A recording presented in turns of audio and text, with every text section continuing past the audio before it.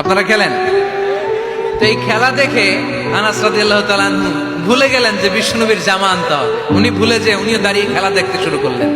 এখন ঘন্টার পর ঘন্টা যায়, আনাসও আসে না, জামাও আসে না। বিশ্বনবী ভাবলেন, হায় রে, আনাস মনে হয় ভুলে গিয়েছে, কি আর করা যাই, নিজের জামা নিজেই নিয়ে আসি। বিশ্বনবী বের হলেন জামা আনতে। বের হয়েই দেখে মদিনার গলিতে বাচ্চারা খেলতেছে, ওইদিকে আনাস রাদিয়াল্লাহু আনহু দাঁড়ান। বিষ্ণু ইসলাম কিছু বললেন না, যে উনিও আনাস রাদিয়াল্লাহু তাআলা আনহুর পাশে দাঁড়িয়ে খেলা দেখতে আরম্ভ করলেন। সুবহানাল্লাহ পড়বেন না? সাইয়েদানা আনাস খেলা দেখতে দেখতে দেখতে দেখতে দেখতে দেখতে হঠাৎ বিশ্বনবীর দিকে চোখ পড়ে গেছে। বিশ্বনবীর চোখের দিকে যখন সাইয়েদানা আনাস রাদিয়াল্লাহু তাআলা আনহুর চোখ পড়ে গেছে, সাইয়েদানা আনাস বলে, আমার কলিজাটা এখান থেকে এই দিকে চলে আসছে। ভয়ে। কিসে? ভয়ে। উনি বললেন, আমার গলা শুকিয়ে যেতে আরম্ভ করলো, কাঁপতে লাগলাম।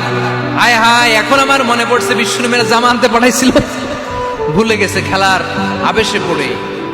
উনি বললেন, বিশ্বনবী আমারে ধমক দেন নাই, আমার গায়ে হাত তোলেন নাই, জামা আনতে পাঠাইছি, এখানে খেলা দেখতেছো এটাও বলেন নাই, বিরক্তিও প্রকাশ করেন নাই। বিশ্বনবী শুধু একটা হাসি দিয়েছেন, স্মাইল। কি দিয়েছেন? একটা মুচকি হাসি দিয়েছেন। কি হাসি? সাইয়েদানা আনাস বলে, ওই যে ওই দিনের বিশ্বনবীর মুচকি হাসির শাসন মরার আগের দিন পর্যন্ত আমি আনাসকে সোজা রাস্তায় রেখেছি, আর ডানে বায়ে নেই নাই।